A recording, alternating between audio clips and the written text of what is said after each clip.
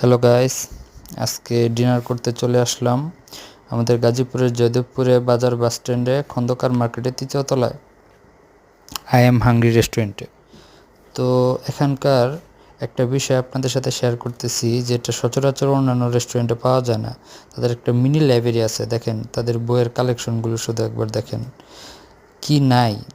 ধর্মীয় জ্ঞানের বই আছে, বিনোদনের বই আছে, সামাজিক শিক্ষার বই আছে।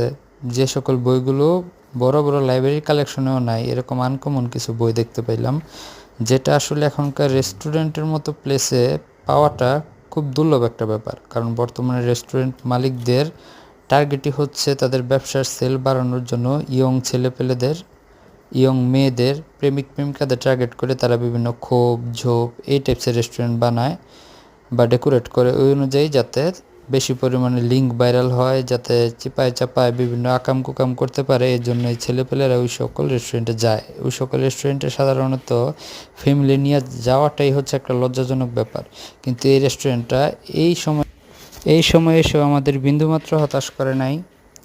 কারণ এই সময় এসেও আমাদের বিন্দুমাত্র হতাশ করে নাই কারণ এই রেস্টুরেন্টে একটা রুচিশীলতার পরিচয় আছে। এই যে দেখেন একটা গিটার, মানে রেস্টুরেন্টের যিনি ওনার, তাকে আমি অসংখ্য ধন্যবাদ জানাই। যে দেখেন আপনার ভিতরে যে পরিবেশটা, টোটালি একটা সামাজিক পরিবেশ। এই জায়গায় ফ্যামিলি নিয়ে বসার মতো। আর তাদের খাবারের মানের কথা নাই বলি, মানে মানুষ তৃপ্তি সহকারে খেতে পারবে। আর সবথেকে বড় কথা হচ্ছে ফ্যামিলি নিয়ে বসতে পারবে।